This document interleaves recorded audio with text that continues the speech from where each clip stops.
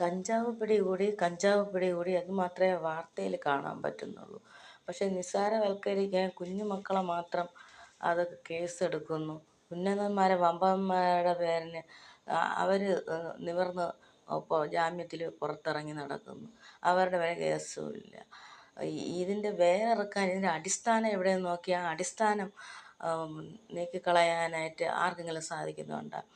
ഇപ്പം വേറെ നേരം ബ്യൂട്ടി പാർലറിലെ ലേഡി സണ്ണി, ഷീല സണ്ണി ഉപജീവനമാർഗം തടസ്സപ്പെടുത്താനും അവളെ ജയിലിലാക്കാനും എല്ലാം ഉദ്യോഗസ്ഥന്മാരും കൂടെ തെളിവ് കിട്ടി, അവരുടെ ബാഗിൽ നിന്നും കിട്ടി, മയക്കുമരുന്ന് കിട്ടിയെന്നും പറഞ്ഞിട്ട് അവരെ പിടിച്ച് റിമാൻഡിൽ ആക്കി.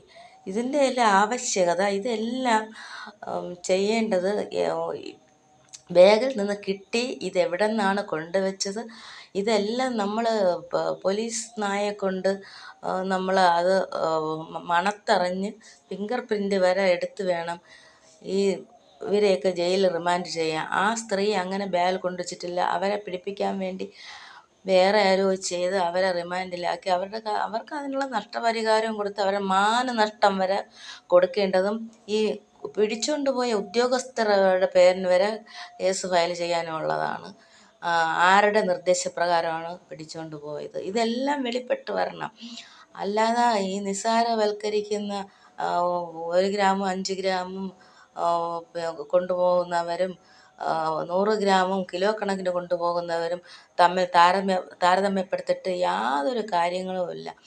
ഈ ഓരോ കാര്യങ്ങളും ഉദ്യോഗസ്ഥരുടെ കയ്യിൽ തെളിവോടുകൂടെ ഓരോ കാര്യങ്ങൾ കിട്ടിയിട്ടും അവർ അതിനെ നിസ്സാരവൽക്കരിക്കുകയാണ് ചെയ്യുന്നത്.